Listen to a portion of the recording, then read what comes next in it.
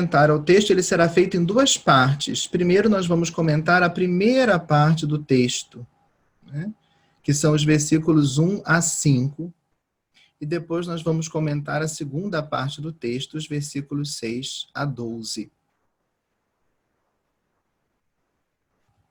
Só relembrando aqui a nossa estrutura, os versículos 1 a 5 nós os estruturamos da seguinte forma.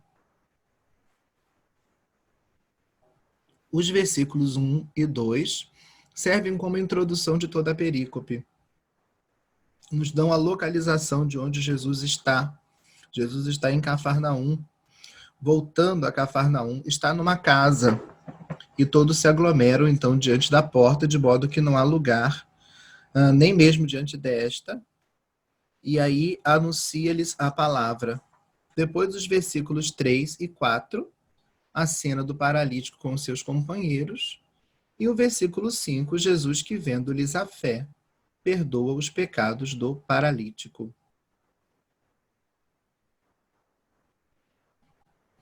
Os versículos 1 a 2. Marcos 2 começa dizendo que Jesus está de novo em Cafarnaum e entrando de novo em Cafarnaum. É o advérbio palen, do grego, que significa de novo. Se Jesus está entrando de novo em Cafarnaum, significa que um pouco antes nós podemos ler no próprio Evangelho que Jesus já tinha ido a Cafarnaum uma primeira vez. É o que nós encontramos em Marcos 1, 21. Marcos 1, 21. Entrando em Cafarnaum, e logo no sábado, entraram em Cafarnaum, e logo no sábado foram à sinagoga. Então, um pouco antes daqui do capítulo 2, dessa cura do paralítico que se dá na casa, Jesus está em Cafarnaum, mas na sinagoga. Entraram Jesus e seus discípulos em Cafarnaum, e no sábado foram à sinagoga. E ali ele ensinava. Assim como aqui no capítulo 2, Jesus está na casa, anunciando-lhes a palavra. Também na sinagoga, Jesus ensinava. E ali ele ensinava. E Marcos 1, 22 nos diz o seguinte: estavam espantados com o seu ensinamento, pois ele os ensinava como quem tem autoridade e não como os escribas. A mesma admiração que nós vamos ver no final da perícope de 2:12, diante do gesto que Jesus realiza e do perdão dos pecados que Jesus concede àquele paralítico, aqui também no capítulo 1 de Marcos, versículos 21 e 22, Jesus vai uma primeira vez em Cafarnaum, entra na sinagoga num dia de sábado, começa a pregar e todos ficam espantados com o seu ensinamento, porque ele ensina com autoridade e não como falavam os escribas. O que significa essa autoridade de Jesus? O termo traduzido aqui como autoridade é o termo grego exousia. Exousia. É um termo que deriva do verbo grego existin, que significa que significa a habilidade para performar uma ação. Jesus ensina com autoridade, exousia, termo grego que deriva de um verbo, o verbo grego existin, que significa a habilidade para performar uma ação. Jesus fala com autoridade, demonstrando o seu poder divino e a sua autoridade para agir. Ele é o Filho que não precisa ser comissionado por ninguém. É o próprio legislador e por isso ele está unido. É o próprio legislador e está unido ao Pai. Então, essa admiração que a multidão tem na sinagoga de Cafarnaum se dá pelo fato de Jesus falar com autoridade. E por que Jesus fala com autoridade? Porque ele fala com exousia, porque ele tem essa competência para ensinar de modo muito mais excelente do que o faziam os escribas. Porque ele não é alguém que está agindo em nome de um outro. Ele não é comissionado para anunciar a palavra. Ele é o Filho, que não precisa ser comissionado por ninguém. Ele é o enviado do próprio Pai, o próprio legislador. E por isso ele então proclama com autoridade a palavra de um modo totalmente novo e inaudito. Em algumas outras passagens, Jesus se coloca como o verdadeiro intérprete, o verdadeiro hermeneuta das Escrituras. Por exemplo, no Sermão da Montanha, nós vemos que várias vezes Jesus diz: vós ouvistes o que foi dito, eu, porém, vos digo. São passagens onde Jesus deixa claro que ele não veio eliminar a lei, mas ele veio levá-la a seu pleno cumprimento. Que ele não veio extinguir a revelação como ela tinha se dado até então, mas veio ensinar aos homens o seu verdadeiro sentido, porque ele é o intérprete autorizado, verdadeiro da palavra da Escritura. Ele fala com autoridade, e não como falavam os escribas, os mestres da lei e os fariseus. Quando a notícia se espalha, quando a notícia da presença de Jesus se espalha, a multidão se aglomera e Jesus lhes fala na casa. É o que nós vemos aqui ainda na introdução, versículo 2, segmentos A e B. E tantos foram os que se aglomeraram, depois que a notícia se espalhou, que já não havia lugar nem à porta. E o versículo culmina, a introdução culmina nesse segmento, e anunciava-lhes a palavra. Da mesma maneira que na sinagoga de Cafarnaum, Marcos diz que Jesus ali ensinava, Marcos 1, 21, agora aqui em Marcos 2, 2c, Jesus lhes anunciava a palavra. É o centro do ministério de Jesus, o anúncio da boa nova a todos. E aqui nós entramos na segunda parte desse primeiro grupo de versículos, né? Os versículos 1 a 5, a primeira parte, a introdução, a segunda parte, o encontro de Jesus com o paralítico e seus companheiros. Nós temos dois paralelos, inclusive já fizemos referência a eles aqui no início da nossa colocação.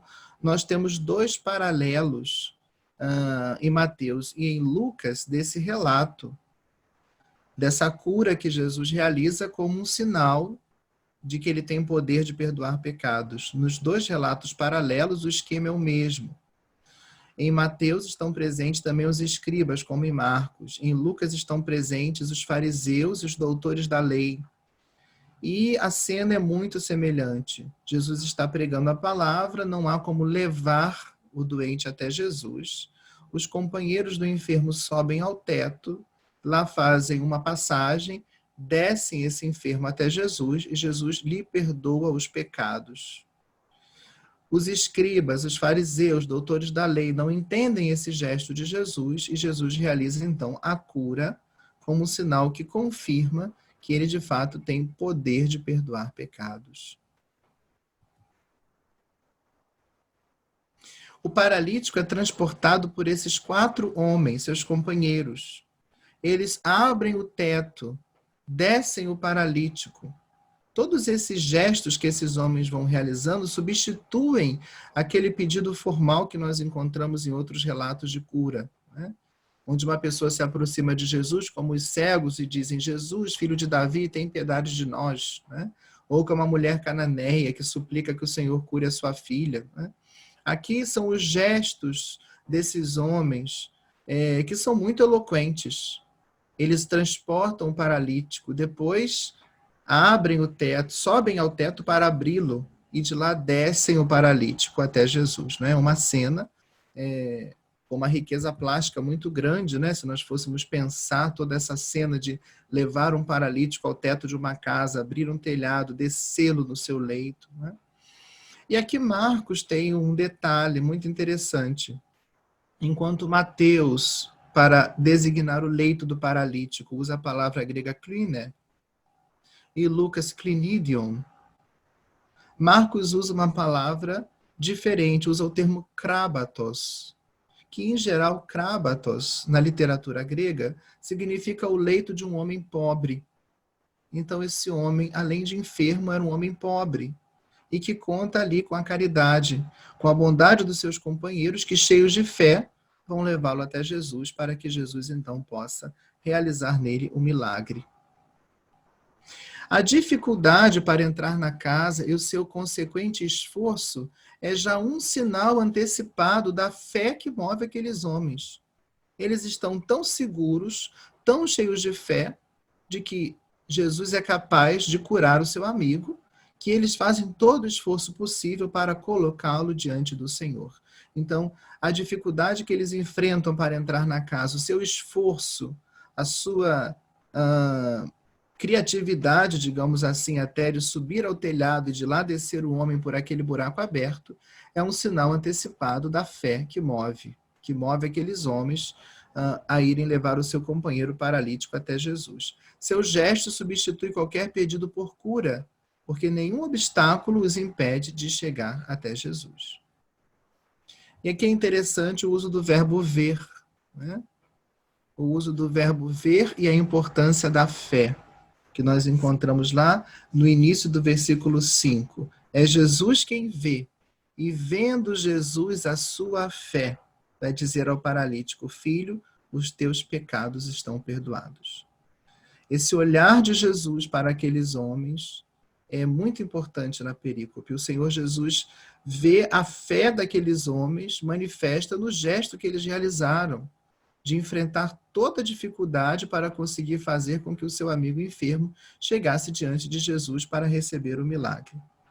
No Evangelho de Marcos, a fé é importantíssima.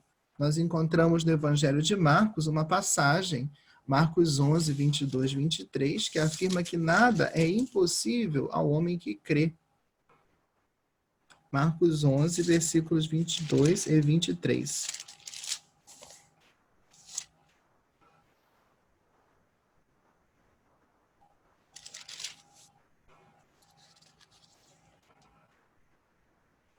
É aquela passagem da figueira seca, que começa no versículo 20, nos versículos 22 e 23, Jesus vai dizer: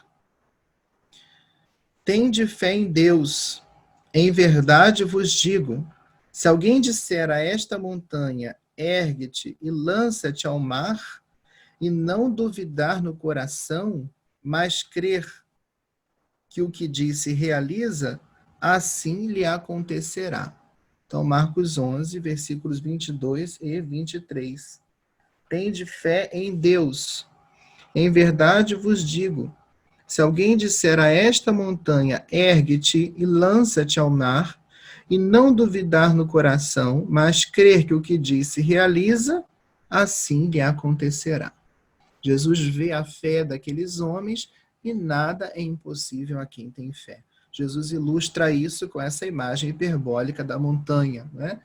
Quem tem fé, se disser a esta montanha, ergue-te e lança-te no mar, e crer nisso, não duvidando no seu coração, assim isso se dará. Então, nada é impossível a quem tem fé. O 5b, a palavra de Jesus ao paralítico, se une ao 10b. São frases muito semelhantes que nós encontramos no texto, né? 5b, Jesus diz ao paralítico. Depois, lá no 10b, Jesus também diz ao paralítico. No 5b, o que é que Jesus vai dizer ao paralítico logo em seguida? Filho, teus pecados estão perdoados. O 10b, por sua vez, introduz a segunda ordem que Jesus vai dar ao paralítico, com uma expressão forte que manifesta o poder de Jesus. Eu te ordeno, levanta-te, toma o teu leito e vai para casa. Jesus vê a fé. A cura virá depois. Em primeiro lugar está a remissão dos pecados, que é o centro da mensagem de Jesus. Depois, então, virá a cura que Jesus há de realizar, inclusive demonstrando que ela é um sinal do milagre maior, que é o próprio perdão dos pecados. Agora é interessante, dois textos que nós vamos ver aqui, para concluirmos essa primeira parte do nosso comentário, os versículos 1 a 5, o paralelismo entre perdão e cura. Nós vamos ver primeiro um texto do Salmo, é o Salmo 103 ou 102, 103 na Bíblia de Jerusalém, e nas Bíblias cuja tradução do Saltério provém do hebraico, 102 nas demais, no versículo 3, esse paralelismo entre perdão e cura. E depois um texto rabínico, que está lá no Talmud, no tratado Nedarim, sobre os votos, como se faz essa conexão entre a cura da enfermidade e o perdão dos pecados, né? O Salmo 103, 102, versículo 3 diz assim: é Ele, Deus, né? Porque o Salmo começa bem dizendo ao Senhor, é Ele quem perdoa todas as tuas faltas e cura todos os teus males ou todas as tuas enfermidades. Então, a relação entre perdão e cura. E esse texto rabínico lá do Talmud, o Talmud é um compêndio de tratados rabínicos sobre diversos temas. E dentro do Talmud existe um tratado especial chamado Nedarim, que é o plural de Neder, voto, são os votos. E ali é uma passagem muito interessante que eu gostaria de usar para ilustrar esse final do comentário dos versículos 1 a 5, né? O doente não se restabelece da sua doença até que seus pecados sejam perdoados por Deus. Pode ser que esse dito se inspire, talvez, na ideia de uma conexão entre os pecados e a enfermidade. A parábola não mostra isso. Inclusive, em outras partes do Evangelho, como no Evangelho de São João, Jesus recusa essa mentalidade. Quando alguém pergunta quem pecou, ele ou seus pais, para que ele nascesse cego, Jesus vai dizer nem ele, nem seus pais, mas ele nasceu assim para que as obras de Deus se manifestem nele, né? Mas eu achei essa passagem interessante porque mostra a conexão dessas duas realidades como o Salmo, né? O perdão dos pecados e o restabelecimento da saúde. As duas coisas acontecem aqui com esse paralítico em Marcos 2. A principal e mais importante delas, e que ocupa o centro da passagem, é o perdão dos pecados. E depois a cura que ele recebe, fruto também da bondade, da misericórdia do Senhor, mas que também serve de sinal para demonstrar que o Cristo tem de fato o poder de perdoar pecados.